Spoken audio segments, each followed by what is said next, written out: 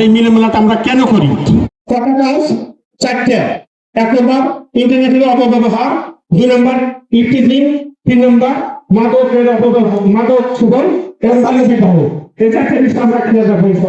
আমি অত্যন্ত কৃতজ্ঞতা স্মরণ করছি আজকের মিলন মেলার আয়োজনের জন্য জনাব মোহাম্মদ আলী আকবর ওসি উনি উদ্বোধন করেন। এসেছে দেখো কাকপো নতুন পাড়ায়, ছোট বড় সকলে মিলে আনন্দে গান গায়। তারপরে আমরা কাকপো নতুন পাড়া গ্রামবাসী একত্রিতভাবে সম্মিলিত হয়ে সিদ্ধান্ত নেই যে আসলে জিনিসটি করলে কেমন হয়।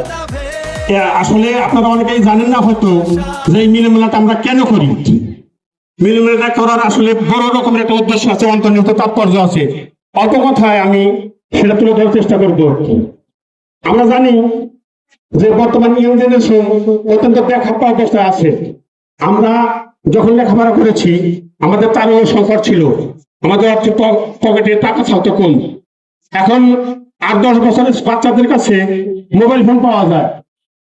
মোবাইল ফোনের মাধ্যমে ইন্টারনেটে এরা অত্যন্ত অশ্লীল কাজকর্ম করে। ইন্টারনেটের অপব্যবহার এটি একটি যুব সমাজকে ধ্বংস করার জন্য একটি কারণ। আরেকটি কারণ ইফটিজিং। আপনারা অনেকেই হয়তো জানেন না, আমাদের গ্রামের কিছু সংখ্যক ছেলে বখাটে টাইপের ছেলে তারা ইয়াসিনপুর বালিকা উচ্চ বিদ্যালয়ে যায় ইফটিজিং করেছিল এবং তার বিচার আসলে আমাদের কাছে আসে। আপনাদের কাকপো নতুন পাড়াতে যারা থাকি আমাদের কাছে বিচার আসে। আর অনেক সময় আমরা গার্জিয়ানকে অবগত করি না। তো তখন আমরা চিন্তা করলাম যে ব্যক্তিগত ভাবে যদি আমি এইসব কাজকে বাধা প্রদান করি তো ব্যক্তিগত শত্রুতার শিকার হই, তাহলে এটাকে কিভাবে আসলে ম্যানেজ করা যায়। তখন আমরা সিদ্ধান্ত নিলাম যে আমরা একটা ফোরামের মাধ্যমে একটা ফোরামে নিয়ে এসে যদি আমরা এটা বলি তখন হয়তো এটা তার সাথে ব্যক্তিগত শত্রুতা হবে না। আপনারা জানেন যে আমাদের গ্রামে 30 বিঘা জমিও নাই একটা মানুষের, কিন্তু আমরা লেখাপড়ার মাধ্যমে চাকরি করে আমরা গ্রামটাকে আস্তে আস্তে উত্তরোত্তর উন্নতি করছি। সেই লেখাপড়াটাই যদি এখনকার সন্তানরা না করে তাহলে আজকের থেকে আগামী 20 বছর, 5-10 বছর, 15 বছর, 20 বছর পরে পিছিয়ে যাবে। আজকে থেকে কয়েক বছর আগে আমরা যখন লেখাপড়া করতাম তারপর চাকরিতে গেছি, চাকরি থেকে রিটায়ার করছি, এখন আমরা গ্রামকে একটা জায়গাতে ধরে রাখছি। আমরা আমাদের পরবর্তী প্রজন্মকে যদি সঠিকভাবে গাইড করতে না পারি তাহলে অবশ্যই আমাদের পরবর্তী প্রজন্ম পিছিয়ে যাবে। আপনারা জানেন যে আশেপাশে 10 গ্রামের ভিতরে আমাদের গ্রাম অপেক্ষাকৃত শিক্ষিত এবং চাকরিজীবী বেশি আমাদের গ্রামে।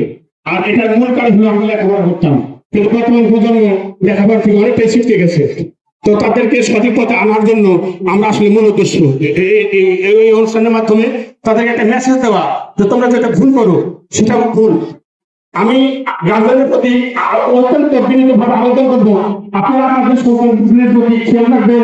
যদি আপনারা ম্যানেজ করতে না পারেন আমরা গ্রামে যারা ইলেকট্রিক্যাল যারা থাকি তাদেরকে বলবেন, আমরা চেষ্টা করবো আমাদের হয়ে আপনার সঙ্গে নামাজ করার। কারণ পরবর্তী প্রজন্ম আমাদের শেখো, আমরা যখন মনে রাখবো এই গ্রামটাকে ধরে রাখার জন্য একটা লোক দরকার। আমরা যদি আজকে যদি এই ভবিষ্যৎ প্রজন্ম নিয়ে না ভাবি তাহলে আমাদের প্রজন্মটা পিছিয়ে যাবে। আমাদের মরণের পরে আমরা যখন থাকবো না তখন এটা আমরা পিছিয়ে যাবে। আমি আসলে খুব অল্প কথায় আপনাদেরকে একটা মেসেজ দেওয়ার চেষ্টা করছি। আপনাদের সন্তানের উপর লেখাপড়া, ইন্টারনেটের অপব্যবহার, ইফটিজিং, বাল্য বিবাহ এবং মাদক। আমাদের মূল কাজ চারটে। কটা কাজ? চারটে। এক নম্বর ইন্টারনেটের অপব্যবহার, দুই নম্বর ইফটিজিং, তিন নম্বর মাদকের অপব্যবহার, মাদক সেবন এবং বাল্য বিবাহ। এই চারটে বিষয় আমরা ক্লিয়ার রাখবো। আর আশা করি যে আগামীতে আমরা এরকম ভালো ভালো প্রোগ্রাম করতে পারবো। আমরা আজকে প্রোগ্রাম করতে যা মারাত্মক ভাষা সৃষ্টি হয়েছি, আমি সেখানে আসলে যেতে চাচ্ছি না। ওখানে গেলে হয়তো আমি আবেগযুক্ত হয়ে যাবো, এজন্য ওখানে যেতে চাচ্ছি না। আমার পরবর্তী অনেকগুলো কথা বলবে। ঈদের খুশি এসেছে